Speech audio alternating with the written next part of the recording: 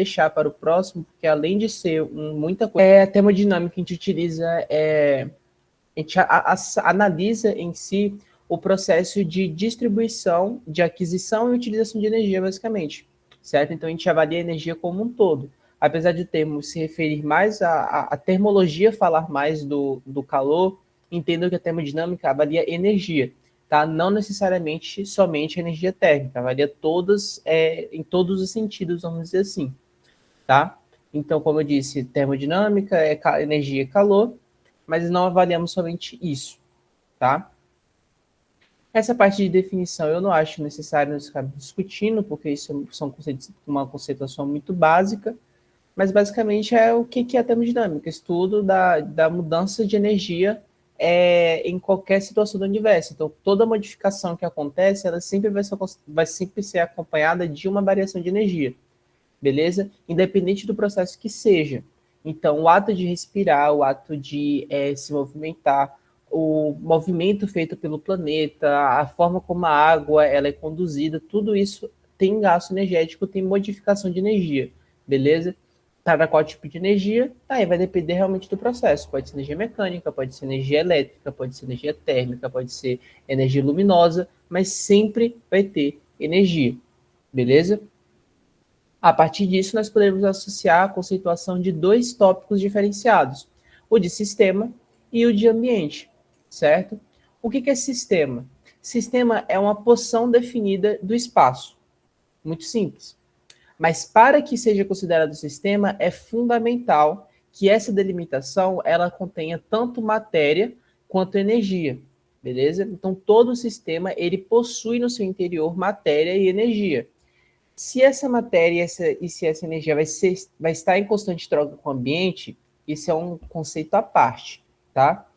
O sistema ele precisa ter essas duas características para ser considerado um: energia, matéria. Qual energia com a matéria? Não importa. O interessante é que tenha, beleza? Já o ambiente é tudo aquilo que está em volta do sistema, certo? O ambiente ele não tem limite, ele é infinito. O sistema é uma porção definida de espaço. O ambiente não, o ambiente é tudo ao redor, beleza? Nós temos algumas exemplificações de sistemas aqui embaixo, temos o nosso ponto majoritário da biofísica, que é a célula, mas todo o resto é sistema, basta estar sendo uma porção definida de espaço. Detalhe, porção definida e porção delimitada não são as mesmas coisas, tá? Porção definida é o fato de existir. Porção delimitada significa que ela tem alguma delimitação, alguma estrutura que a separe do ambiente. E como vocês já sabem, isso não necessariamente vai acontecer todas as vezes, tá? A partir disso, nós podemos conceituar, ou melhor, nós podemos diferenciar alguns tipos de sistema, seja baseado na sua delimitação, seja baseado na sua troca com o ambiente, tá? Então, o sistema, quando pensamos na troca efetiva, nós podemos classificar de três formas: ou fechado, ou aberto, ou isolado, certo? O sistema fechado é aquele que vai trocar unicamente energia com o ambiente. Então, não tem alteração de matéria no seu interior. Ela vai continuar a mesma, mas a energia ela vai estar em constante troca, certo? O exemplo que a gente costuma dar sobre isso seria uma garrafa de café, certo? Enquanto tá ali dentro, o café está dentro da garrafa, ele não vai sair. A sua matéria ela vai ficar totalmente contida. Tanto que ele vai passar pelo processo de evaporação, mas ele sempre volta, certo? Se a garrafa térmica for boa, no caso, onde caso não haja saída do líquido. Então a matéria ela fica fixa. Porém, a temperatura ela vai estar sempre sendo trocada com o ambiente. Claro que se pensarmos na garrafa térmica, isso demora para acontecer, mas uma hora vai acontecer, e uma hora aquele café que estava no interior da garrafa, que estava bem quente em relação ao ambiente, ele vai começar a perder esse calor até atingir a mesma temperatura que estava no ambiente, beleza? Então, do equilíbrio térmico. O sistema aberto, por outro lado, ele vai trocar, além de energia, ele também vai trocar matéria. Então, o exemplo principal que nós temos disso é a própria célula. A célula ela tem constante troca com o ambiente. Ela precisa liberar os seus substratos utilizados durante o processo de metabolismo, ao mesmo tempo que ela precisa captar coisas do ambiente, seja nutrientes, seja Enfim, vamos definir somente com nutrientes a esse ponto. Então, percebam que a matéria dela está variando. Ela está colocando coisa para fora no ambiente, ela está absorvendo coisas do ambiente. Isso é alteração da matéria. E no sentido de energia, isso está completamente acontecendo o tempo todo. Seja nos processos ativos associados ao transporte transmembrana, seja na conversão, na síntese de ATP no interior de uma mitocôndria, seja no processo de encapsulamento feito pelo complexo de Golgi, tudo isso sempre vai ter gasto energético, tá? Sempre vai ter uma alteração de energia. Lembrando, o conceito de sistema e ambiente, ele depende muito da lógica de espaço, tá? Por exemplo, a mitocôndria, ela é um sistema quando comparado ao citosol da célula, tá? Então, nesse caso, a mitocôndria, ela atua como sistema, tudo que está ao redor dela é ambiente. Ao mesmo tempo que a célula em si, ela é um sistema quando comparado com o meio extracelular, certo? Então, percebam que é o nível de escalonamento. Enfim, vocês entenderam o que eu quis dizer. Vai escalonando, certo? De forma que sempre vai crescendo, mas percebam, em nenhum momento o ambiente deixa de ser infinito, tá? O sistema, ele consegue ir ficando cada vez mais específico. Então, um sistema dentro de um sistema, dentro de um sistema, mas o ambiente sempre vai ser infinito, porque ele engloba tudo ao redor, beleza? E, por fim, os sistemas isolados são aqueles que não trocam nem matéria e nem energia. Significa que ele não vai ter contato com o ambiente, ele vai fazer parte, certo? Porque ele é uma porção definida, mas ele não troca de nenhuma forma. Porém, vocês já sabem também que sistemas isolados são completamente teóricos, tá? Eles não existem, biologicamente falando, na vida, eles não existem. Todo ambiente, todo sistema, ele precisa trocar de alguma forma com o ambiente. Seja energética, seja matéria, ou seja os dois. Beleza? E em relação à delimitação, nós podemos classificar os sistemas como contínuos e descontínuos. Os sistemas contínuos são aqueles que não possuem limitação física. Então, a barreira que separa o sistema do ambiente, ela não é palpável. Não tem nada, não tem uma parede, não tem um muro que separa o sistema do ambiente. Ele existe? Sim, mas não possui delimitação. O maior exemplo que a gente dá sobre isso é um spray de perfume, certo? Você espirra o perfume aqui agora, as gotículas, aquela partícula, ela está à parte do ambiente, que seria o atmosférico. Então, é considerado sistema porque ela detém matéria e detém energia. Porém, ela não faz parte do ambiente. E não, mesmo que não tenha nada separando ela do atmosférico, ela não faz parte da composição do atmosférico. Beleza? Então, é por isso que é considerado um sistema. Por não ter uma delimitação, esse exemplo específico de sistema contínuo, ele vai se espalhando com muita facilidade. É aquele exemplo que a gente deu lá na sala. Se, por exemplo, o P1 começasse a pegar fogo, quem tivesse no PQ iria sentir de imediato o cheiro? Não. Mas aquela foligem, aquela fumaça, ela é um sistema também. Ela tem energia e tem matéria. Mas ela se dissipa muito fácil no ambiente. Então, em um determinado momento, quem tivesse lá no PQ ia sentir. Então, percebam que ele foi se dissipando no ambiente, mas ele não deixou de ser considerado um sistema. Tá? Ele só não é muito contido, vamos dizer assim. Que é ao contrário dos sistemas descontínuos. Os sistemas descontínuos são aqueles que realmente possuem uma barreira, uma membrana que o separa do ambiente. O nosso exemplo maior disso é a célula. A célula tem a membrana plasmática, no caso das células das células dos mamíferos, pelo menos, tem a membrana plasmática. No caso de células de bactérias, de fungos ou de plantas, tem a parede celular. Então, tudo isso são estruturas que realmente separam e são palpáveis. Claro que, pensando na lógica de tocar numa célula, não é isso que a gente está falando, é no sentido de ela existir ali com componentes que separem um lado do outro. Beleza? Mas vocês podem pensar como sistema descontínuo Becker também, que é um vidro que você consegue triscar, palpar, dentro dele contendo água, por exemplo. Tem energia, tem matéria, e aquilo ali é um sistema. Tá? Aqui é uma exemplificação, enfim. A primeira lei da termodinâmica, ela vai estar associada com o princípio da conservação de energia. Tá? Eu esqueci de mencionar, mas caso vocês queiram falar algo, levanta a mão, porque eu não consigo ver o chat. Tá? Enfim, a primeira lei da termodinâmica é o princípio da conservação de energia. O que isso quer dizer? Que não dá para criar energia e não dá para destruir energia. Isso é impossível. Tá? A única coisa que é possível fazer é transformá-la, é converter.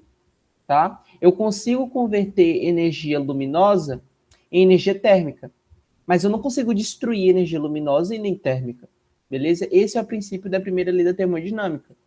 Então, a energia do universo ela é constante, seja dos primórdios da criação do universo, seja até hoje. Pensando na lógica de acunho científico, do criacionismo, da criação do universo, a gente pensaria que aquela explosão do Big Bang é a mesma energia que está sendo contida no universo até hoje. Ela só foi constantemente transformada, tá? Então, não teve quebra, não teve destruição, ela não desaparece, ela é transformada, tá? Essa que é a exemplificação magnífica da primeira lei da termodinâmica, em que a gente consegue ver diversos processos acompanhados de transformação de energia, tá? Então, nós temos energia gravitacional potencial, realizada pela queda d'água, sendo transformada em energia mecânica e energia térmica, e energia cinética e térmica também. Essa energia mecânica ela foi transformada em energia elétrica, que foi transformada em energia luminosa, no caso de uma lâmpada, em energia mecânica, no caso de um ventilador, ou em energia térmica puramente, quando pensamos em um fogão, tá? Mas o que eu quero destacar para vocês é que, tirando a conversão de energia térmica diretamente, porque ela realmente vai ser perdida toda em forma de calor, perceba que todas as transformações de energia que não fossem a térmica sempre foram acompanhadas de uma mudança secundária em forma de calor, tá? Seja cinética, mecânica, elétrica, luminosa, todas elas tiveram uma parcela em forma de calor, tá? Então, assim, não esqueçam disso, tá? Esse tipo de coisa que a professora adora cobrar. Ela não sei se ela chegou a cobrar para vocês na P1, mas ela pode cobrar agora na optativa. Saibam essa parte de que a energia ela nunca vai ser convertida totalmente em forma da sua forma direcionada. Ela sempre vai ter uma parcela perdida em forma de calor, tá? E a partir disso a gente consegue avaliar a energia intrínseca. A energia intrínseca nada mais é do que toda a quantidade de energia que é acompanhada em forma de calor presente dentro de um sistema. Então, a energia intrínseca ela vai ser dada pelo calor menos o trabalho feito, tá? Isso só é uma equação, ela não tem fundamento numérico, pelo menos nesse caso, para a gente ter biofísica. É só para explicar que toda transformação de energia que a gente vai dar aqui como forma de trabalho, ela vai ser acompanhada de uma mudança de calor, tá? Então, você não consegue transformar uma energia para outra de forma de 100% de aproveitamento. Uma parcela dela sempre vai ser perdida em forma de calor, independente do processo que você estiver falando, tá? Aqui é um pouquinho mais associado com o trabalho de expansão de um gás, tá? Que foi o que a gente viu lá na mecânica respiratória, mas eu não vou entrar em detalhes nisso aqui porque a gente já viu, beleza? E a partir disso a gente também consegue avaliar a entalpia. A entalpia nada mais é do que a quantidade de calor presente dentro de um sistema, tá? Ela sempre vai ser dada como mudança de entalpia, que é a ΔH. Então, basicamente, todos os processos têm uma variação de entalpia. Como eu disse, é uma variação no conteúdo de calor, certo? E como eu já havia mencionado anteriormente, todos os processos têm alteração, têm uma perda em forma de calor. Então, a entalpia, ela está sempre sendo alterada, tá? A entalpia ela pode acontecer por diversos motivos, seja entalpia de formação, solução, reação, mas isso não importa, tá? O que tem que saber é que há uma entalpia para qualquer variação do universo. E a partir disso nós podemos associar com a forma de liberação de calor, ou absorção, no caso. Então, quando nós temos um processo que libera calor, nós chamamos esse processo de exotérmico, e o sinal de ΔH dele é sempre negativo. Então, a variação de entalpia dele é negativa, pois ele liberou o calor. Significa que a quantidade total de entalpia, ou a quantidade total de calor dentro daquele sistema, diminuiu. Beleza? Por isso que o sinal é negativo. Ao contrário, nós temos também as mudanças que absorvem calor. Aí nós temos, chamamos elas de endotérmicas, e o sinal é positivo. Significa que a entalpia aumentou, que ele absorveu o calor, tá? Então, aqui é uma exemplificação de como o processo acontece. Temos NaOH interagindo com a água, isso faz com que a solução ela fique quente, e depois de um determinado momento, ele começa a perder esse calor para o ambiente de forma passiva, até que ele entre em equilíbrio novamente, beleza? Outro processo também, temos NH4NO3, que é em água também, ele vai acabar resfriando aquele sistema, e a partir disso ele começa a absorver calor do ambiente até chegar em equilíbrio termodinâmico de novo, tá? Então, isso é entalpia, a quantidade de calor presente no sistema, que também está associada com a capacidade de organização dele, tá? Na segunda lei da termodinâmica, nós temos a transferência espontânea de energia, de níveis mais altos para níveis mais baixos. É basicamente aquilo que a gente vê infinitamente no processo de difusão, tá? Não é a mesma coisa, não entendo assim. Mas o princípio é o mesmo. O que descreve a segunda lei da termodinâmica nada mais é do que a transferência espontânea, a transferência que não precisa de energia. E aonde que vocês viram esse conceito? Lá na difusão, certo? Então aqui sempre vai obedecer esse gradiente formado de um lugar com mais coisa do que para um lugar que tem menos, de mais concentrado para menos concentrado, tá? Então, a partir disso, nós podemos avaliar a energia livre dentro de um sistema, que é toda a energia presente dentro daquele sistema que é capaz de realizar trabalho, tá? Então, é a energia que consegue ser convertida em outra coisa. Vai ser convertida de mecânica para luminosa? Não sei, mas que ela pode ser convertida, beleza? Então, aqui nós temos a simplificação perfeita disso, que seria a transposição a partir da concentração, do mais quente para o mais frio, do mais claro para o mais escuro, do som para o silêncio e da concentração mesmo propriamente dita, que nesse caso aqui é do sódio mais concentrado para o menos concentrado, que é o princípio, inclusive, que acontece na célula, tá? Lembrando que o meio extracelular está mais concentrado em sódio do que o intra, e a partir disso o sódio entra por difusão. Porém, se eu conseguir utilizar energia com realização realmente de trabalho, eu consigo inverter o princípio da segunda lei da termodinâmica e transportar coisas contra o seu gradiente de concentração, certo? Do nível mais baixo para o nível mais alto, que não é o que acontece normalmente. Então, a partir disso, eu tenho o nosso maior exemplo, são as bombas presentes nas membranas, tá? Que a gente já está cansado de estudar isso. Então, aquelas bombas, elas gastam energia no intuito de promover um transporte contra a segunda lei da termodinâmica, contra o gradiente de concentração, tá? E associando a primeira lei da termodinâmica e a segunda lei da termodinâmica, temos que todo o sistema que realizou trabalho teve sua energia diminuída, tá? E a partir disso nós temos o conceito de entropia. A entropia, ela tem dois significados, ela pode pensar tanto em um sentido mais de cosmologia, quanto de aplicado à física, tá? Que é o que a gente vai utilizar majoritariamente, que nada mais é do que a qualidade de energia incapaz de realizar trabalho. É aquela energia presente no sistema que ela não consegue ser convertida, ela sempre fica naquele estado fixo ali, certo? Ela não converte, ela não tem participação efetiva, tá?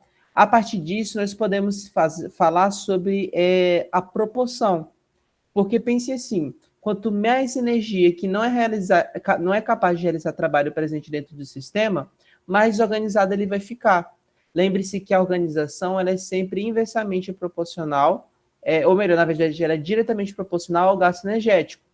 Quanto maior a organização, mais energia eu gasto, beleza? E se eu tenho uma dominação majoritária de entropia, significa que a organização dentro daquele sistema ela vai cair, tá? Então, as transformações que são acompanhadas de entropia, toda transformação é acompanhada de entropia, e ela pode ser tanto negativa quanto positiva.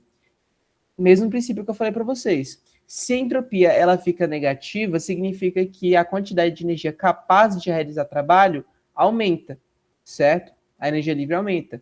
E aí eu consigo desempenhar funções que vão ser mais determinantes no sentido de organização, tá? Ao contrário, segue o mesmo princípio. Se eu tenho aumento da energia, da entropia, eu vou ter diminuição da energia livre, consequentemente, eu tendencio a ficar desorganizado, tá? Os fatores que levam ao aumento da entropia são a elevação de temperatura, que o exemplo, no caso que a gente dá é mais fácil de entender, são as fases da água mesmo. Então, quando a gente pensa no estado sólido, gelo, o que acontece? As moléculas estão ali muito agrupadas, certo? Elas conseguem manter o seu estado físico bem contido, palpável, tá? Elas estão realmente muito organizadas. Para promover aquele processo de formação de gelo, eu tive um gasto de energia muito alto, certo? Conforme esse gelo é posto na temperatura ambiente, ele vai perdendo energia, o que acontece? Ele começa a entrar no estado líquido, que é um estado mais desorganizado. Significa que a entropia dele aumentou. E aí, no estado líquido, ele está mais desorganizado, mas ainda tem uma certa organização. Se eu elevar demais essa temperatura, o que acontece? Ele passa para a fase gasosa. Na fase gasosa, a entropia é muito alta, muito alta mesmo, certo? Então está tudo muito disperso, é tudo muito desorganizado. Os gases são muito desorganizados, certo? Então a melhor forma de avaliar a entropia é pensando nas fases da água. O sólido, muita energia, gastou-se muita energia para ele formar aquele bloco, e ele perde conforme o tempo, passando para o líquido, que tem menos energia, maior entropia, e depois para o gasoso, que tem menor energia livre e mais ainda entropia, tá? Aqui é só uma formação da equação de energia livre, que é a associação entre entalpia e entropia, tá? Se a entalpia aumenta, a entropia diminui, a energia livre diminui, certo? Se a entropia aumenta, a entalpia diminui e a energia livre diminui.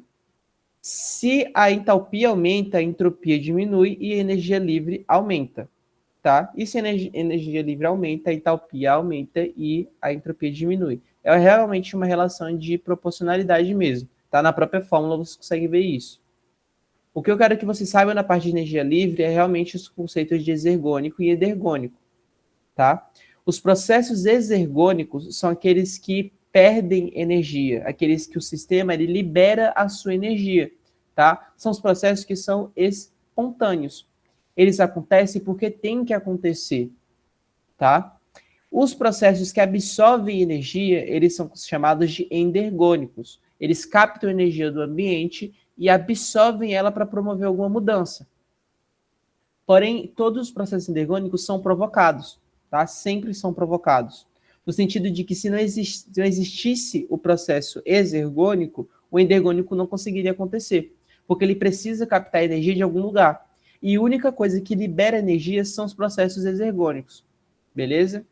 Então, pensando nesse sentido, a gente pode apontar o acoplamento de reações, que nada mais é do que a associação entre um processo exergônico e um processo endergônico, tá? Então, por exemplo, eu tenho aqui uma cadeia da transformação da formação de ATP, certo? Nós temos um processo exergônico liberando energia, tá? Que foi a associação de PEP com H2O formando piruvato e fosfato. Esse processo é exergônico, ele aconteceu naturalmente, não teve ninguém que induziu ele a acontecer, tá? Mas ele liberou energia. Essa energia, ela fica no ambiente. A partir disso, eu consigo usar... Outros processos conseguem pegar essa energia resultante e fazer alguma coisa. No caso, unir um ADP e um fosfato formando ATP, ou juntar um PEP e um fosfato e formar um piruvato e ATP, certo? Lembrando, esses dois processos, 2 e 3, eles nunca teriam acontecido se um não tivesse acontecido primeiro, tá? Então, toda transformação endergônica, ela sempre vai estar acompanhada de uma reação exergônica. Sozinha, ela não faz nada, tá? Ela precisa de energia de algum lugar. Isso é muito importante que vocês entendam, tá? Isso aqui não precisa falar, porque não importa. Por fim, a gente avalia o equilíbrio termodinâmico e o estado estacionário. São dois conceitos muito próximos um do outro, porque no fim a gente está falando sobre equilíbrio. Só que existem dois principais tipos de sistemas, já que o isolado ele não tem relevância biologicamente falando. Temos um sistema fechado, que ele só troca energia, e temos um sistema aberto que troca energia e matéria. No sistema fechado, o que eu consigo encontrar? O equilíbrio termodinâmico. Por quê? No equilíbrio termodinâmico não há trabalho. ΔG ele fica igual a zero. Por quê? Porque nesse momento aquele sistema ele entrou realmente em equilíbrio com o ambiente. Porque lembre-se, o sistema fechado ele só troca energia. Eu consigo entrar em equilíbrio energeticamente falando. O problema é quando eu entro com o conceito de matéria. Matéria já é um processo associado à parte. Por isso que o sistema fechado ele consegue realmente entrar em equilíbrio. Porque no momento que ele para de trocar energia com o ambiente, quando ele entra em equilíbrio com o ambiente, o trabalho acaba. Pensando em energia térmica, pensando lá naquela garrafa térmica. A garrafa estava com café a 45 graus, vamos botar assim. A gente deixou a garrafa lá em cima da mesa, foi passando um tempo, foi de 45 para 40, 40 para 30, 30 para 25, que era a temperatura ambiente. Bateu 25, acabou a troca, acabou o gasto energético, certo? Eles vão ficar em equilíbrio porque não tem mais o que trocar. Tá? A mesma temperatura que está no interior da garrafa é a mesma que está do lado de fora. Então não troca mais. Tá? Isso é equilíbrio termodinâmico. A troca ela cessa completamente. O estado estacionário que acontece nos sistemas abertos já é uma outra lógica à parte. Porque além de trocar energia, ele também troca matéria. E essa troca de matéria ela é constante. Eu não consigo cessar ela. Eu posso reduzir drasticamente a quantidade. Isso eu consigo tranquilamente. Por exemplo, um músculo. O músculo, no caso, seria um sistema aberto, tá? Quando eu estou em atividade, em estresse físico, o músculo está trabalhando muito, então ele não está em equilíbrio, em estado estacionário. Só que quando ele fica relaxado, quando você deita, quando você não se movimenta, eu preciso continuar as trocas de matéria? Preciso, é óbvio, porque eu preciso manter aquela célula viva, eu preciso dos nutrientes que estão vindo do sangue, eu preciso liberar as excretas do metabolismo energético intracelular. Então eu não posso parar de trocar matéria, mas eu consigo reduzir drasticamente essa quantidade de troca. Beleza? Isso é estado estacionário, é quando eu reduzo ao mínimo eu só faço o mínimo que aquela estrutura precisa para viver. Nada mais, nada menos que isso. Mas eu paro de trocar? Nunca. Eu sempre vou continuar trocando. Por isso o ΔG sempre vai ser diferente de zero. Pode ser negativo, pode ser positivo, mas nunca vai ser zero. Tá? Isso é muito, muito importante também. Isso já foi questão de prova de optativa da Michelle. Ela colocar lá, escrever tudo perfeito, escrever, determinar equilíbrio termodinâmico é isso, estado estacionário é isso, chegava lá, botava ΔG igual a zero. No caso, estado estacionário. Ou colocar no equilíbrio termodinâmico, o ΔG é 1, certo? Se ela botar número no equilíbrio termodinâmico, qualquer número que não for zero, tá errado. Se ela colocar zero no estado estacionário, tá errado. Tá? O estado estacionário precisa ter algum número. O equilíbrio termodinâmico só pode ter zero. Tá? Isso é muito importante porque já caiu em prova. Tá? Então fiquem com isso na cabeça porque ela pode cobrar de novo. Então, equilíbrio termodinâmico, a troca é cessada, acaba e o ΔG é igual a zero. No estado estacionário, o ΔG sempre vai ser diferente de zero. A troca ela fica muito reduzida, mas ela não para, tá? Isso é muito importante, novamente falando. Beleza? No caso da célula, o único momento em que a célula sai do estado estacionário e entra em equilíbrio termodinâmico é quando ela morre. Porque quando ela morre, a mesma quantidade que entra sai, certo? Quando ela está viva, que seria no caso do estado estacionário, entra uma quantidade, sai uma quantidade diferente e nem sempre elas vão ser proporcionais. Beleza? Então, de termodinâmica, era isso que eu tinha para falar. É um assunto muito tranquilo, normalmente, quando cai nas provas, são as questões que salvam mesmo. O que eu quero que vocês foquem nessa parte. Saibam de cabo a rabo o que é um sistema, o que é um ambiente e todas as classificações que o sistema pode receber. Tá? Tem que saber isso. Tem que saber também a proposta das duas leis. Então, assim, mas eu não lembro o que é energia intrínseca. Mas eu não lembro o que é entalpia. Mas você sabe o que é a lei da termodinâmica, certo? Você consegue associar muito conceito se você souber a descrição da lei, tá? Então, saibam o que é cada uma das leis, depois foquem em saber o que cada equação dessa entrega, tá? E o que não é também muito difícil, elas são bem diretas nas propostas que elas estão entregando. A energia intrínseca, ela vai falar que uma transformação energética, ela é sempre acompanhada de calor, ponto. Precisa colocar algo além disso? Não precisa. Eu sei também que entalpia é a quantidade de calor dentro de um sistema, ponto.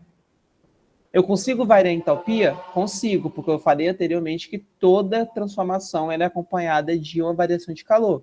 Por isso que eu tenho o conceito de exotérmico e endotérmico. Eu consigo variar a quantidade de entalpia dentro do sistema. Então percebam que não dá para só você decorar. Você precisa entender que os conceitos eles estão associados. Tá? Isso é muito importante também.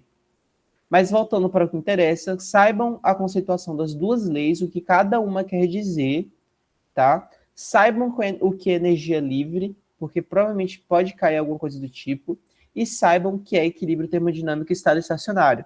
De termodinâmica é isso, é sempre muito tranquilo que ela coloca na prova. Beleza? Vocês têm alguma dúvida, algo que não fez sentido ou querem que eu volte nessa parte?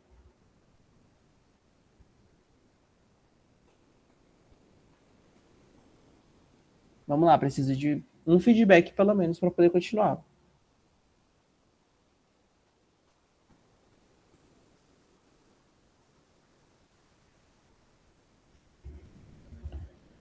Não? Perfeito. Então, essa parte aqui, ela é realmente muita histologia, então eu acredito que vocês devam ter visto citologia lá no começo da isto. Então, é muito tranquilo também essa parte, eu vou ser bem sucinto, porque ela também não tem muita importância, tá? Então, a gente sabe que todas as células do corpo, elas são revestidas por uma estrutura, sabemos que as células são sistemas abertos e descontínuos, tá? Isso também é uma coisa que você tem que saber. Saibam que a célula é um sistema aberto e descontínuo, porque já caiu em prova, acho que até caiu na prova de vocês agora, no caso na P1, mas se não caiu, pode ser que caia no optativo, tá? Então, são células, são sistemas abertos, porque troca energia e matéria, e descontínuos porque tem uma membrana, tá? Só que diferente do que muitas pessoas pensam, a membrana celular, ela não é a membrana biológica, para falar a verdade, ela não é apenas aquela que reveste a camada mais externa da célula. Não existe só a membrana plasmática. Todas as organelas, intracelularmente falando, possuem suas próprias membranas também. Então, o retículo endoplasmático, seja o liso ou rugoso, o aparelho de Golgi, as mitocôndrias, todas elas também têm membranas. Qual a diferença de uma e de outra? A concentração e a diferença de algumas partes da membrana e a diferenciação entre os fosfolipídios. Mas a lógica em si é a mesma para todas elas, beleza? Então, como eu tinha dito, a composição química geral das membranas é uma camada muito fina de moléculas lipídicas e de proteínas de interação não covalente, tá? Então, no caso, são proteínas de ligação forte. Características são dinâmicas e fluidas, dinâmicas no sentido que elas estão sempre em movimento, e fluidas no sentido de que sempre elas permitem a passagem de determinadas estruturas que eu vou falar posteriormente, tá? Possuem moléculas lipídicas formando uma dupla camada, certo? Que é a estrutura básica da membrana, que a gente sabe que são os fosfolipídios, e é uma barreira relativamente impermeável. Lembrando que essa nomenclatura aqui ela está errada, porque não existe nada relativamente impermeável, ou é impermeável ou não é.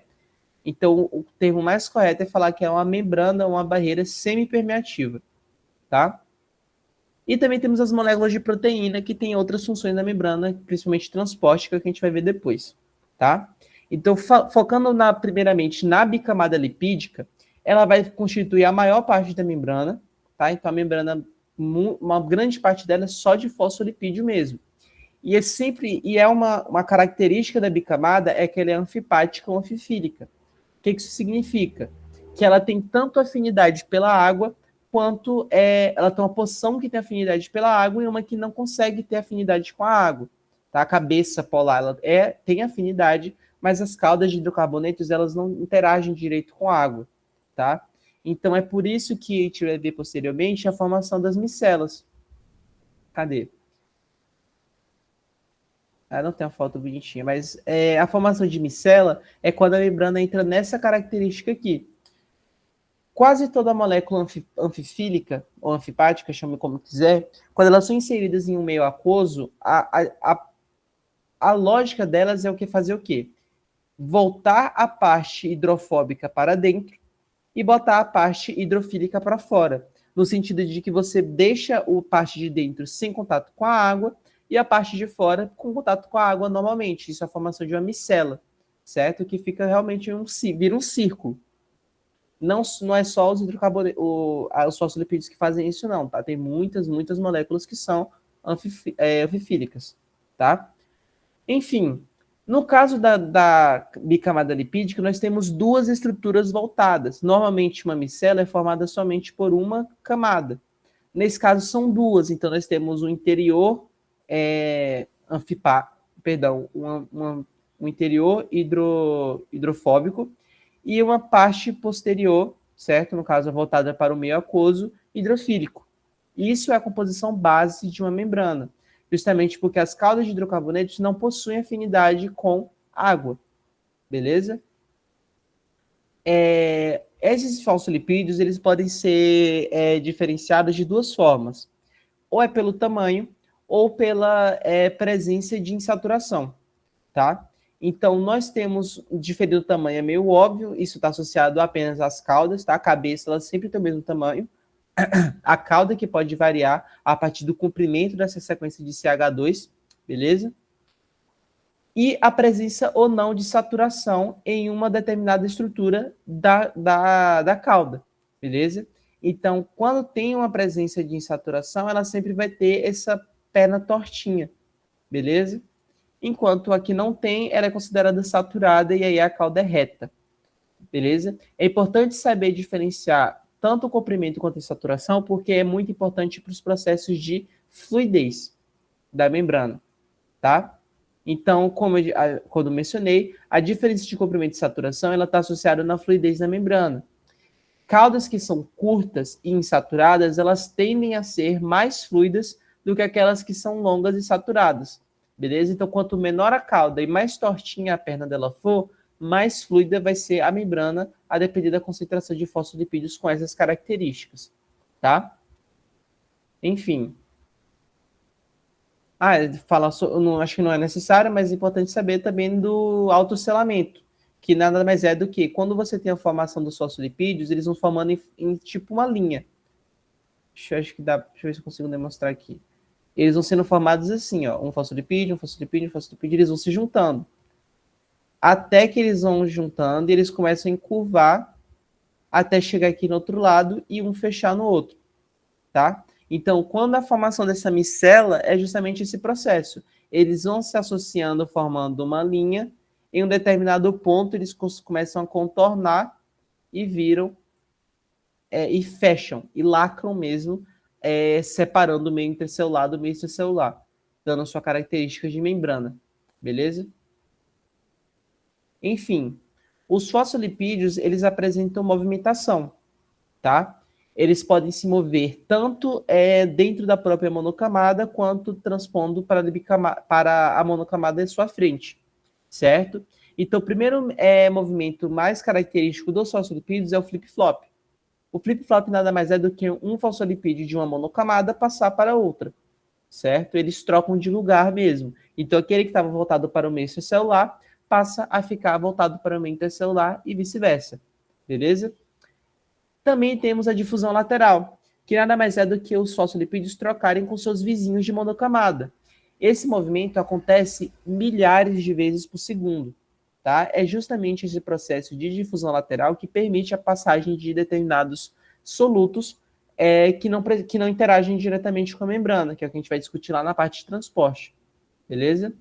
Eles também têm a rotação, que eles rotacionam dentro do seu próprio eixo, então eles rodam no eixo da sua própria cauda, tá?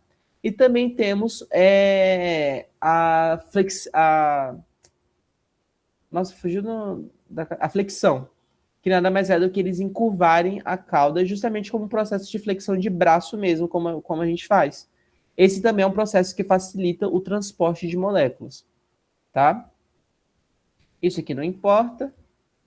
Como eu te dito anteriormente, a fluidez ela vai ser determinada justamente pela composição e pela temperatura, basicamente. Da composição eu já falei, nada mais é do que realmente aquelas caudas insaturadas e curtas vão ser mais fluidas do que aquelas que são saturadas e longas, certo? E da temperatura nada mais é do que a associação com a passagem para cristalino rígido. O cristalino rígido é um estado semelhante às fases da água, mas nesse caso associado à membrana, onde ele deixa de estar no estado líquido, que é o comum da membrana, e passa para um estado em que ele está mais gelatinoso, certo? E isso acontece em temperaturas bem baixas, tá? Chamamos isso de transição de fase, que é a passagem do estado líquido para o cristalino rígido. No caso, quanto mais fluida a membrana for, menor vai ser a temperatura que vai conseguir fazer essa transição de fase. Então pense assim, da mesma forma que aquelas caudas curtas e insaturadas, elas favorecem a fluidez, elas também desfavorecem o processo de transição de fase. Porque quanto mais fluida, mais difícil vai ser fazer essa transição, tá? Lembrando, a proporção de fosfolipídios não é idêntica, então não tem os 50 fosfolipídios insaturados e 50 fosfolipídios saturados, não é assim. Tá? Isso vai depender muito do tipo de membrana, da concentração necessária para a funcionalidade dela. Tá? Então não é interessante que eu tenha uma membrana muito fluida, porque passaria qualquer coisa, mas também não é interessante que eu tenha uma membrana que não consiga passar quase nada. Ambos os extremos elas vão promover uma morte celular justamente pelo fato de que se passa qualquer coisa, vai passar coisas que não precisam. E essas coisas que não precisam interferem no metabolismo celular. Da mesma forma que se eu não conseguir passar o que eu preciso, a célula vai ficar com carência de determinados nutrientes para o seu processo. E aí ela morre. Tá? Então, as duas lógicas, os dois pontos de vista não são interessantes. Eu não preciso de uma membrana extremamente fluida, ao mesmo tempo que eu não preciso de uma membrana com caráter tão de barreira assim. Beleza? Aqui é uma demonstração de como acontece o processo. Aqui é a membrana normal, os fosfolipídios eles estão separados, eles têm os espaços entre eles. E essa daqui é após uma transição de temperatura em cristalino rígido. Os fosfolipídios eles se agrupam de forma que é muito complicado fazer a passagem de soluto por esses espaços. Tá? Além dos fosfolipídios, a membrana também conta com colesterol e glicolipídios. Tá? Primeiramente o colesterol, como todo mundo sabe, é uma gordura, tá? A sua presença na membrana, ela vai fazer com que ele tenha um maior caráter de barreira e diminua a permeabilidade, tá? Então o colesterol, ele regula justamente esse processo de passagem de solutos que não deveriam estar passando. Só que, ao mesmo tempo que ele reduz a permeabilidade, ele também atua como importante isolante térmico.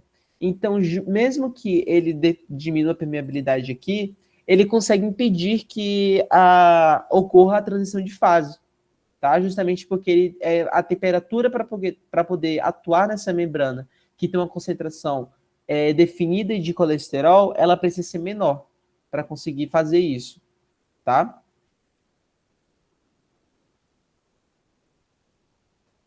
Já os glicolipídios são estruturas também que ficam normalmente voltadas para a margem exterior da membrana, e a sua função majoritária é isolamento elétrico e reconhecimento celular, tá? Além de participar de alguns outros processos de acoplamento com receptores. Só que isso eu não vou entrar em detalhes porque não tem nada a ver com a biofísica, isso é mais fisiologia, tá? Mas, para glicolipídios, saibam que são isolantes elétricos, tá? Que já é o suficiente. Já as glicoproteínas formam o glicocálix, que é uma estrutura que fica por fora da membrana, e ela basicamente funciona como ele retém água em situações em que necessita-se desse acontecimento de retenção hídrica. Tá? Ele também está associado como uma segunda membrana, já que ele também delimita algumas coisas que vão entrar, mas eu também não vou entrar em detalhe nesse sentido, beleza? Saibam que somente que ele forma uma camada exterior à membrana.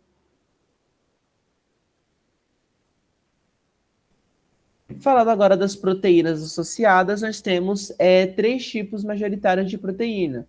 As proteínas transmembrana, que são proteínas anfipáticas, então elas têm interação tranquila tanto com a parte exterior quanto a parte interior da membrana. Então, ela interage tanto com aquela cadeia de aquelas caudas de hidrocarbonetos, quanto com a cabeça polar deles, certo? De forma que ela faz uma ou mais de uma passagens pela membrana, que é o conceito de unipasso, que é quando ela passa apenas uma vez, ou multipasso, quando ela passa várias vezes pela membrana, beleza?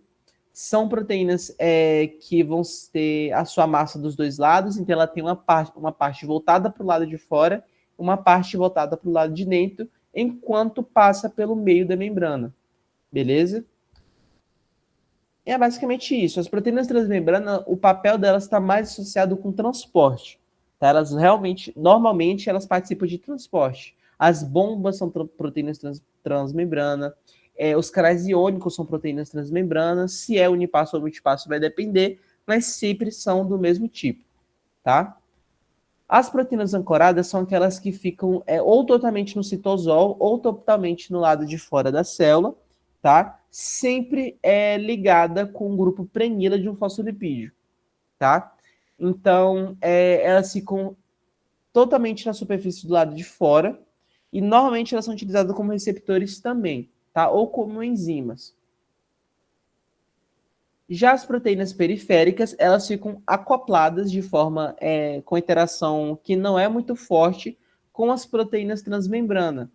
Elas são muito importantes porque normalmente elas são associadas com enzimas, coisas que precisam se soltar, justamente porque como a ligação ela é muito fraca, uma ligação feita por ponte de hidrogênio, e não sei se vocês se lembram lá da química do ensino médio, mas ponte de hidrogênio se rompe com facilidade imensa. Então, ela se solta da proteína e consegue viajar tranquilamente. Então, ela atua de forma muito forte como segundos mensageiros, certo? Por exemplo, sei lá, a proteína quinase A, beleza? Enzimas, principalmente. Então, eu só retificando o que eu falei anteriormente, as proteínas ancoradas, elas atuam bastante como receptores, tá? Essas aqui que atuam como segundo mensageiros ou como enzimas.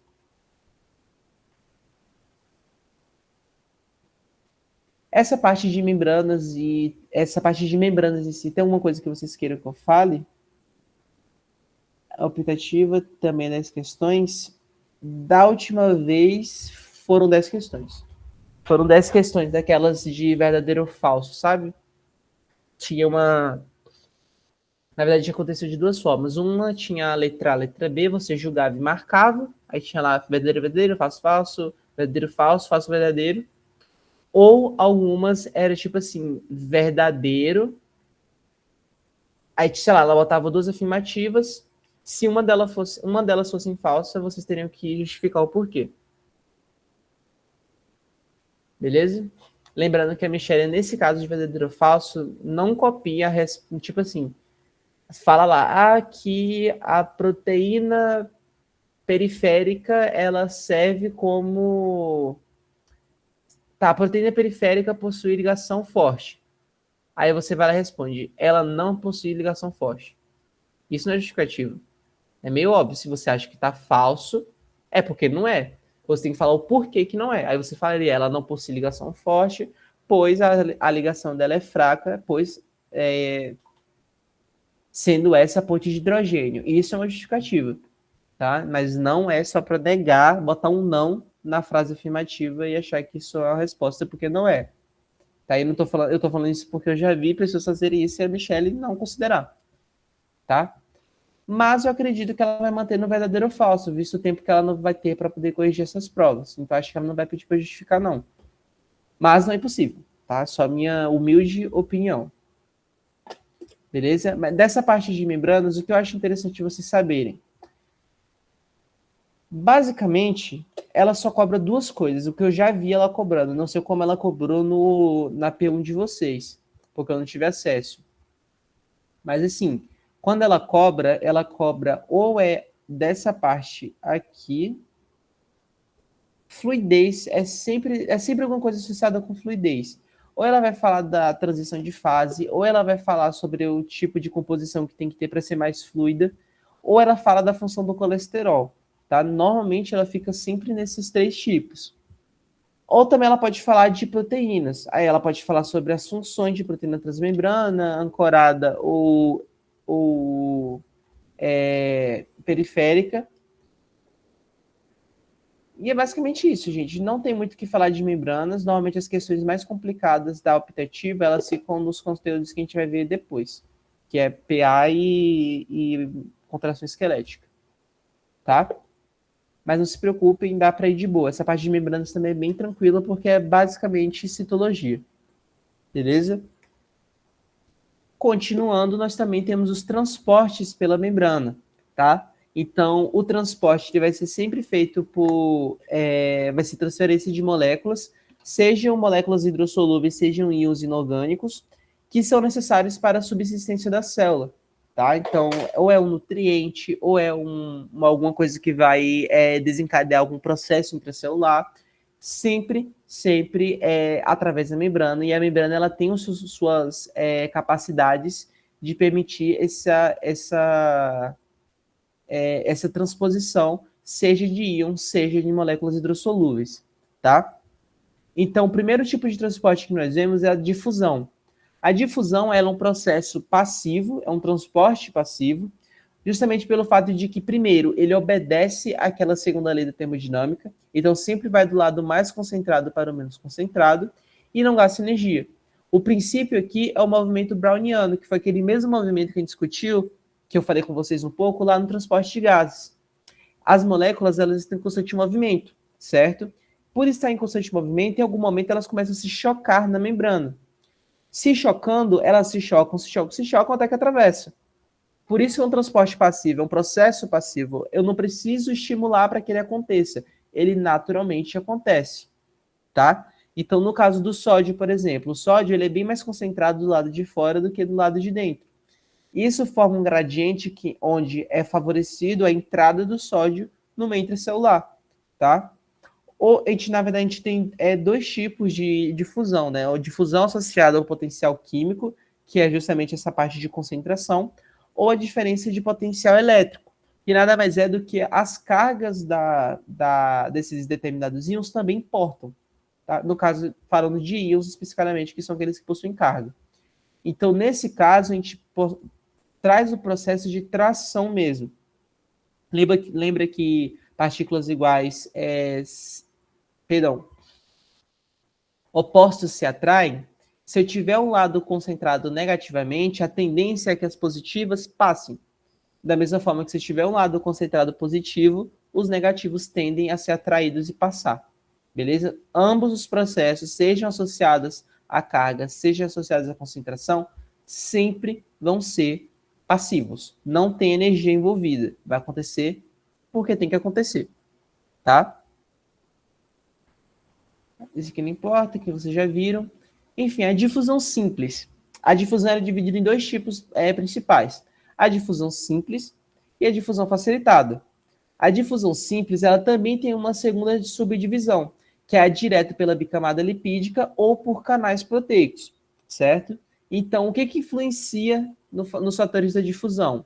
A espessura da membrana. Então, quanto mais grossa a membrana for, mais difícil vai ser essa molécula se chocar e conseguir atravessar, certo? A lipossolubilidade. Então, quanto mais lipossolúvel a molécula for, mais fácil ela consegue atravessar a membrana, justamente pelo fato de que ela vai conseguir interagir com a forma bem mais tranquila com aquela cadeia de fosfolipídios, beleza? O número e tamanho de aberturas na membrana. Então, quanto mais aberturas, quanto mais poros formados, mais fácil vai ser a passagem do soluto, beleza? O peso molecular da espécie transportada. Então, o peso molecular nada mais é do que o tamanho mesmo da molécula. Então, quanto maior o tamanho, maior a dificuldade dela atravessar diretamente pela bicamada, tá? A velocidade do movimento cinético, que é a temperatura. Então, quanto mais alta a temperatura, mais agitadas vão estar as moléculas e mais agitados vão estar os fosfolipídios. Então, todo mundo começa a se mexer muito rápido, favorecendo o processo de entrada, tá? E, por fim, a diferença de concentração, que é aquele básico. Então, há necessidade de formação de gradiente de concentração, no intuito de que sempre se desloque do meio mais concentrado para o meio menos concentrado. Beleza? Como eu tinha mencionado anteriormente, a difusão simples ela é dividida em dois tipos. Primeiramente, a difusão através da bicamada lipídica, certo? Então, através da bicamada lipídica, são fatores muito específicos que permitem esse transporte. A lipossolubilidade é um deles, então quanto mais lipossolúvel, mais fácil vai se atravessar, por aquele motivo que eu falei anteriormente. A molécula ela vai conseguir interagir de forma muito mais simples com as cadeias, perdão, com as caudas de fosfolipídios. Consequentemente, a passagem dela vai ser facilitada, certo? O tamanho também, então, moléculas de alto peso molecular não conseguem passar de jeito nenhum, e gotas de baixo peso molecular conseguem tranquilamente. Moléculas carregadas também não conseguem atravessar, então íons não passam diretamente pela membrana, precisa de um canal, e, como eu disse, obedece ao gradiente de concentração sem gastos elétricos. Tá? Então, essa imagem aqui ela é perfeita para poder entender. Então, moléculas hidrofóbicas conseguem passar tranquilamente. Lembrando que se a molécula é hidrofóbica, provavelmente ela vai ser lipofílica, tá? Então, ela vai ter uma lipossolubilidade maior. Moléculas sem carga, que são polares e pequenas, conseguem atravessar também. Só que moléculas polares com carga, sem carga e muito grandes, ou qualquer molécula com carga, que são os íons, não passam. Tá? Proteínas não passam. Então, isso é muito importante saber também. Também temos a difusão pelos canais proteicos, certo? Que não deixa de ser uma difusão simples, tá? Ainda é difusão simples. Só que, nesse caso, por canais proteicos.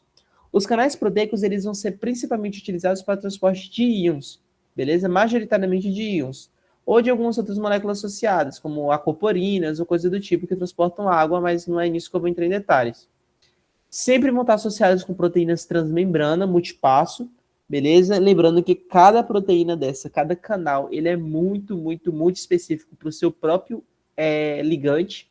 Então, se o canal é para cálcio, ele só vai transportar cálcio. Se o canal é para sódio, ele só vai transportar sódio. Se o canal é para cloro, ele só vai transportar cloro, beleza? E nós temos alguns tipos de canais. Temos os canais ativos por voltagem, temos os canais ativos por ligantes e os canais ativos por mecanicamente. Então, primeiramente, os canais ativados por voltagem, nós temos que a variação da potencial de membrana, quando ele se altera, permite a abertura desses canais. Então, se uma membrana ela despolariza ou hiperpolariza, ela permite a abertura desses canais. Então, isso depende da voltagem, depende da eletricidade na membrana. Os canais ligante dependentes, eles vão ter sítios de ligação específicos para algum ligante, e no momento que o ligante se encaixa nele, ele abre o canal permitindo o influxo ou efluxo de um determinado íon, ou de uma determinada molécula, beleza? Esses sítios de ligação podem estar voltados tanto para o lado de fora, quanto para o lado de dentro da célula, beleza? De forma que ele pode ser ativado ou por ligantes internos, ou por ligantes externos. Qual o canal mais famoso que a gente pensa disso na biofísica?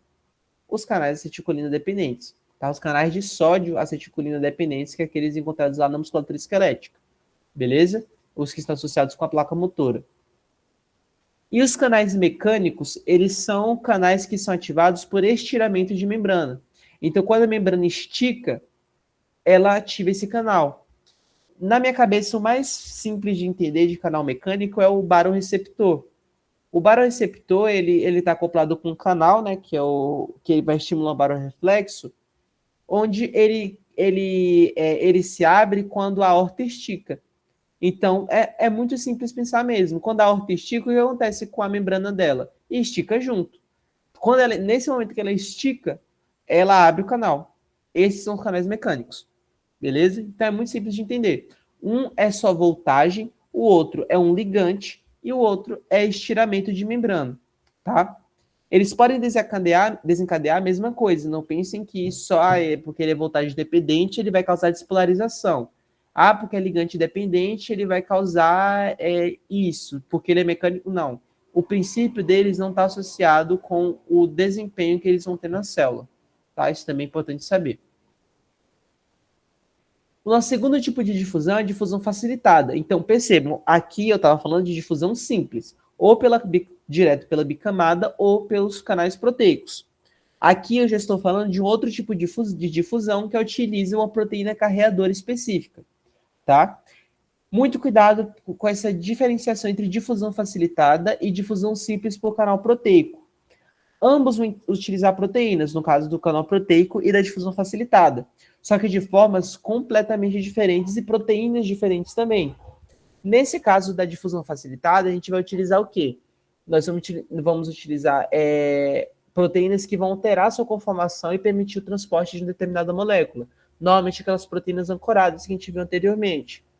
No caso dos canais proteicos, são poros feitos na proteína mesma, como se abrisse um buraco e só aquela determinada molécula conseguisse entrar. Então, são princípios diferentes. Utilizam proteínas, mas são princípios diferentes, por isso não são as mesmas coisas, tá? Outro ponto também que é importante é que a difusão facilitada, ela é a única para o transporte, na verdade, ela é o tipo de difusão que é passiva de saturação. O que é ser passiva de saturação?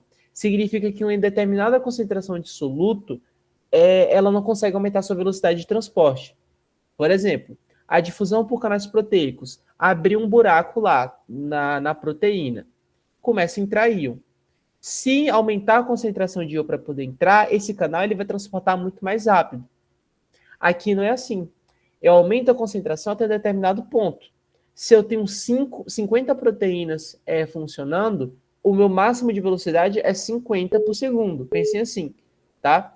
Mesmo que eu aumente a concentração de 100 para 1000 ou de 1000 para 4 milhões, eu só vou ter 50 proteínas. Elas vão continuar trabalhando no mesmo tempo. Eu não vou conseguir aumentar, beleza? Então, o transporte da difusão facilitada, ele é passível de saturação, pelo fato de que eu tenho uma quantidade específica de proteínas. No momento que todas as proteínas estão ocupadas fazendo o trabalhinho delas, eu não consigo aumentar mais a velocidade de transporte, tá? Isso também é muito importante para saber.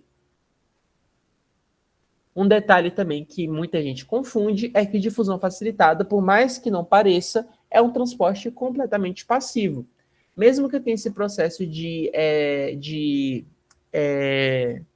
como fala, de alterar a conformação da estrutura, continua sendo um processo passivo. Então, quando ele capta o soluto e ele muda a sua conformação para o meio extracelular ou para o meio intercelular, dependendo do tipo de proteína, e libera, eu vou estar tendo um processo passivo e igual, tá? Não tem gasto de energia. Por fim, temos o transporte ativo. O transporte ativo, diferente do passivo, ele precisa gastar energia para desempenhar o seu transporte, visto que ele sempre vai transportar contra o gradiente de concentração. Então é aqui que se aplica a inversão da segunda lei da termodinâmica, onde eu preciso gastar trabalho, eu preciso fazer trabalho para poder transportar algo de um lugar que está pouco concentrado para um lugar que está muito concentrado, beleza? Então, o transporte ativo ele é diferenciado em dois tipos, primário e secundário. O transporte ativo primário ele utiliza diretamente da energia da hidrólise do ATP para promover alguma alteração, algum transporte. Então, cliva-se o ATP, formando um ADP fosfato. Essa clivação ela vai liberar energia.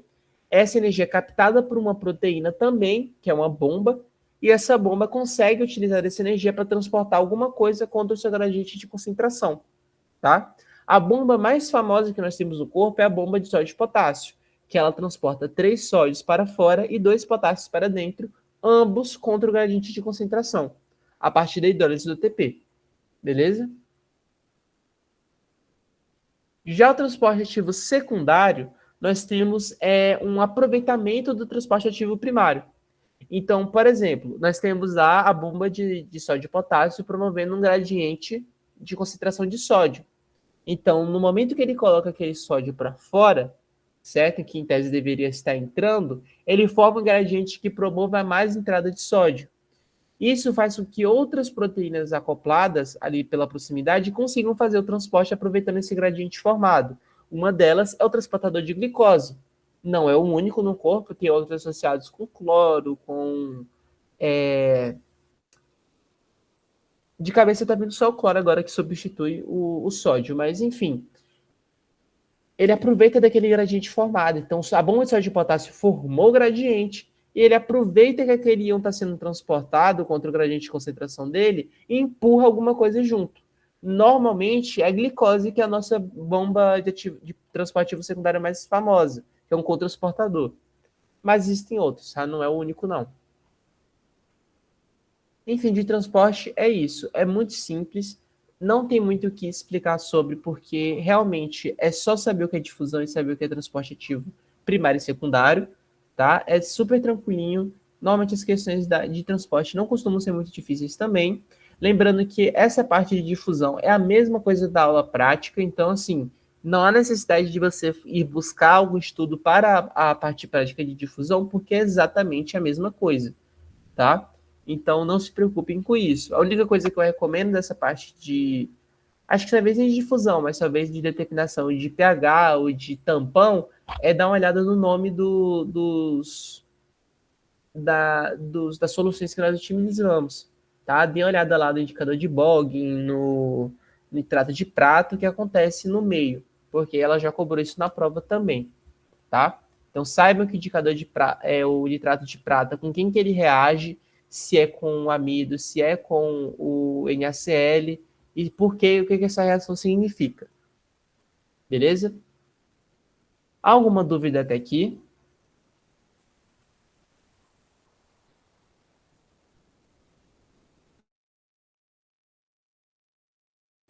Sim, não, não? Perfeito. Só um minutinho que eu vou pegar um copo de água e eu já volto, tá? Menos de 2 minutos.